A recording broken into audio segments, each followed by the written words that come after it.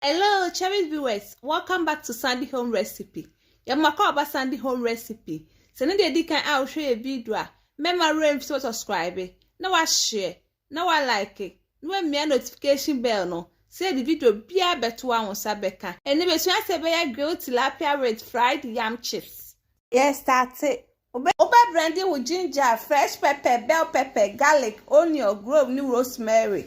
Uri anu akohwe adiemu. What the white pepper kakra ka ho. Salt kakra ka ho. Onion, garlic, ginger powder aka ho. Maggi optional umpa ka ho. One mixing na together. Well, we na dey sin chen wa kofa tilapia no. We ready kan ahohoro ho aye ho bibia.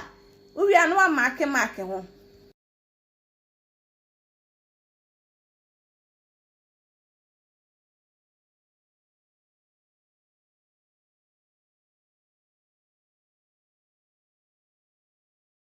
Wrong na da kotu bo mu uwi ana wo de mixture na spread wo ho nyina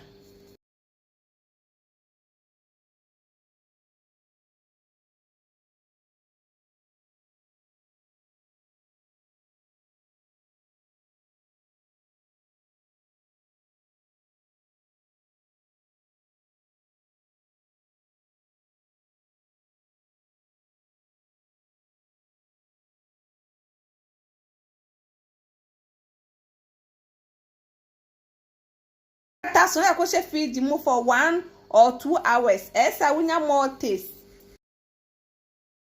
After 1 or 2 hours we ye free fridge ni mu now the oil kakra egu baking tray ni so we are now the oil ni bi so egu tilapia no kakra na fe de wako grill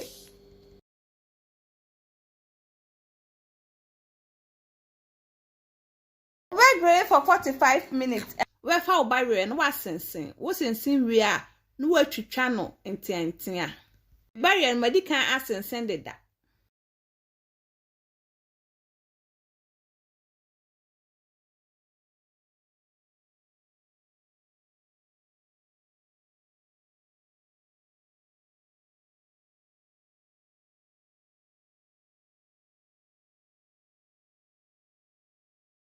Twitwa mi no kwakofro 2 or 3 times.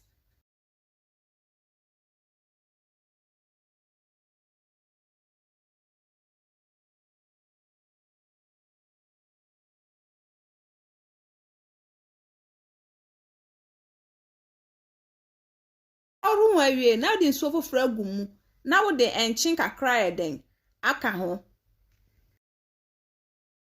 Turmeric powder be optional umfa nka ho open so a obetimi di aka ho.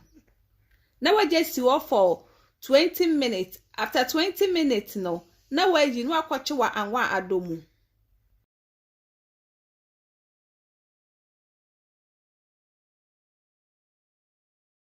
Wo ho anu wa 10 say the enhina nyina so be mpe.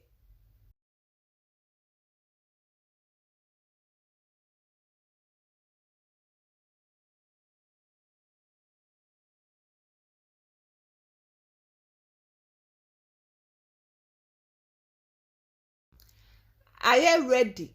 Na we ye afia nwan na da good tissue paper so. Uri anu wa serve. We ye enanu so afri oven ni mu. Uri anu wa serve ni na together.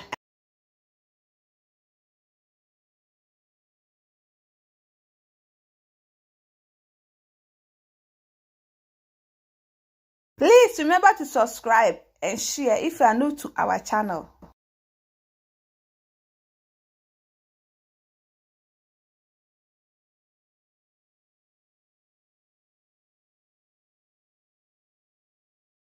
Now this is our grilled tilapia with fried yam chips. Please like this video and subscribe to our channel. Thank you so much for watching.